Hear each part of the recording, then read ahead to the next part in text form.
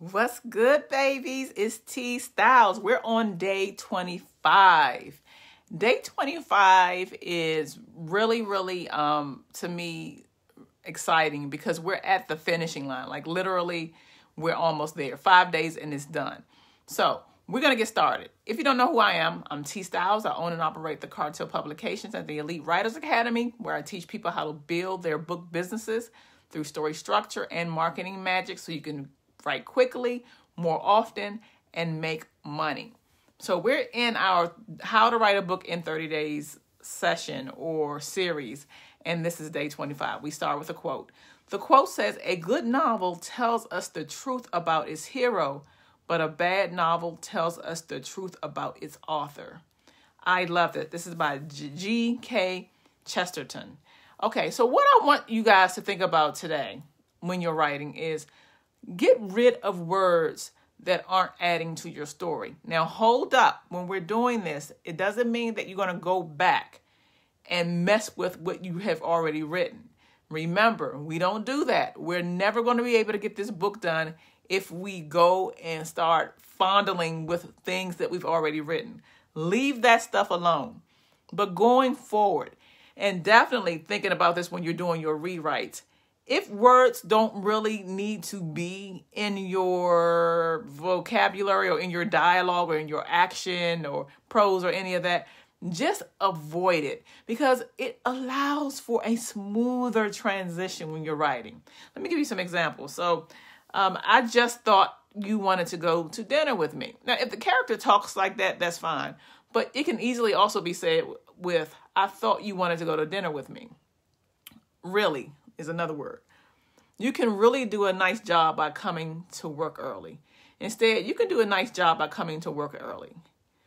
Quite. This is another one. "I'm quite irritated with you because of how you treated me yesterday." Instead, "I'm irritated with you because of how you treated me yesterday." And this can actually be considered petty for me to bring up, but done a few times here and there, I still do it a few times here and there, it's not a big deal. But done repeatedly, it takes away from your flow.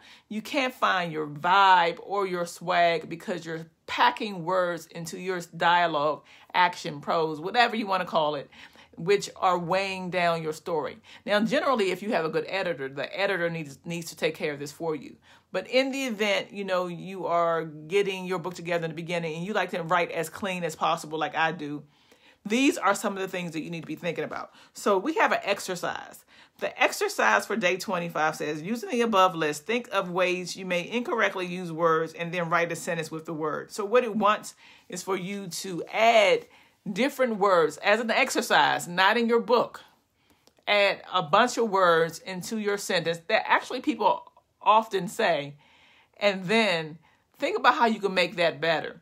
One of the words that we mess with over and over and over again, I'm going to say this real quick, is had. Think about how many times we use had.